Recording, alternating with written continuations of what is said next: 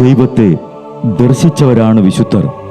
ആ വിശുദ്ധരോടൊപ്പം മാലാഖമാരുമായി സ്വർഗീയ ആനന്ദത്തിൽ ആയിരിക്കുന്ന ഞങ്ങളുടെ വാത്സല്യനിധിയായ അമ്മ ത്രേസ്യാളിൻ്റെയും പ്രിയ സഹോദരങ്ങളായ മണിദാസിൻ്റെയും ബ്രൈറ്റിൻ്റെയും പാവന സ്മരണയ്ക്ക് മുൻപിൽ ബ്രൈറ്റ് ഗ്രൂപ്പ് ഓഫ് അക്കാഡമീസ് പ്രാർത്ഥനാപൂർവം സമർപ്പിക്കുന്നു ഇന്നത്തെ വിശുദ്ധർ. അവതരണം അനിൽ കുഴിഞ്ഞകാല. ആശയം മുത്തയ്യൻ ആൻഡ് സെലിൻ പ്രിയ. സംവിധാനം സ്റ്റെനി ആൻഡ് സ്റ്റെനിച്ച്. ഇന്നേ ദിവസം തിരുസഭ മാതൃകയായി നൽകിയ വിശുദ്ധരെ അനുകരിച്ച് പ്രാർത്ഥനയോടെ ആ പാത പിന്തുടരുന്ന നിങ്ങൾക്കേവർക്കും കർത്താവിൻ്റെ തിരുമുഖം ദർശിക്കാൻ കഴിയട്ടെ എന്ന പ്രാർത്ഥനയോടെ ഞാൻ നിങ്ങളുടെ സ്വന്തം ജസ്റ്റിൻ. ഇന്ന് ആഗസ്റ്റ് 1 വിശുദ്ധ അൽഫോൺസ് ലിഗോരിയുടെ തിരുനാൾ. 1696 സെപ്റ്റംബർ 1 ഇറ്റലിയിലെ നേപ്പിൾസിനടുത്തുള്ള മരിയാനെച്ചിയിൽ ജനിച്ചു.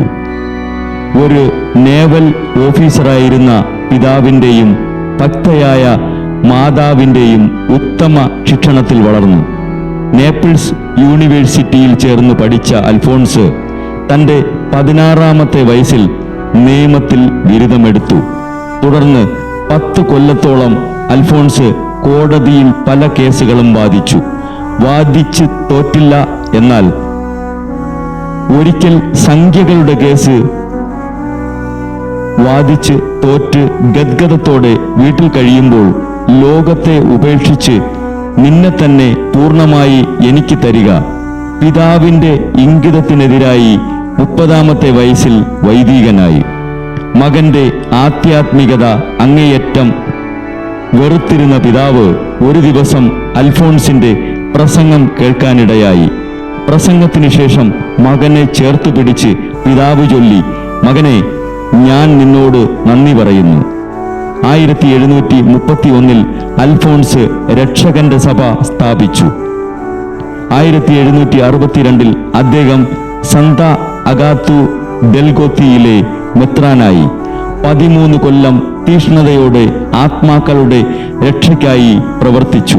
ഭാരിച്ച ജോലികൾക്കിടയിലും 111 പുസ്തകങ്ങൾ എഴുതി.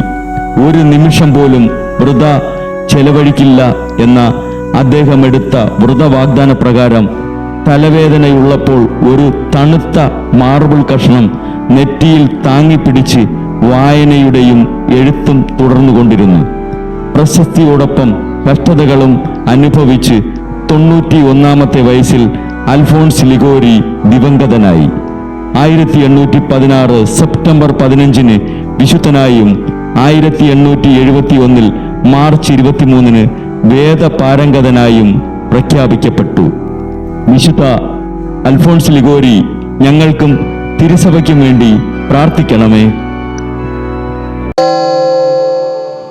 ബ്രൈറ്റ് കുടുംബത്തിൽ നിന്നും കർത്താവ് തൻ്റെ മുന്തിരിത്തോപ്പിലേക്ക് വിളിച്ച് പൗരോഹിത്യം നൽകി അനുഗ്രഹിച്ച റവറൻ ഫാദർ ബിൽ ബ്രൈറ്റും സന്യാസത്തിലേക്ക് വിളിച്ച് അനുഗ്രഹിച്ച് മണവാട്ടിയാക്കിയ സിസ്റ്റർ മരിയ ജോസും വിശുദ്ധരെ അനുകരിച്ച് ഇവിടെ ഈ ഭൂമിയിൽ ആത്മാക്കളെ നേടാനായി ഇരുൾ വീണ താഴ്വരയിലൂടെ നടക്കുമ്പോഴും പൈശാചിക ശക്തികൾ വിടാതെ പിന്തുടർന്ന് പീഡിപ്പിക്കുമ്പോഴും മരണം നിഴലായി കൂടെ നടക്കുമ്പോഴും ദിവ്യകാരുണ്യം എപ്പോഴും ആത്മാവിന് കരുത്തേകും പോലെ തിരുവചനമെന്നും പാതയിൽ വിളക്കായി ജ്വലിച്ച് ആ ജ്വാലയിൽ അനേകായിരം ആത്മാക്കളെ നേടിയെടുക്കാൻ സകല വിശുദ്ധരെ, മാലാഖമാരെ ഇവർക്കു വേണ്ടി എപ്പോഴും കർത്താവിനോട് മാധ്യസ്ഥം വഹിച്ച് പ്രാർത്ഥിക്കണമേ.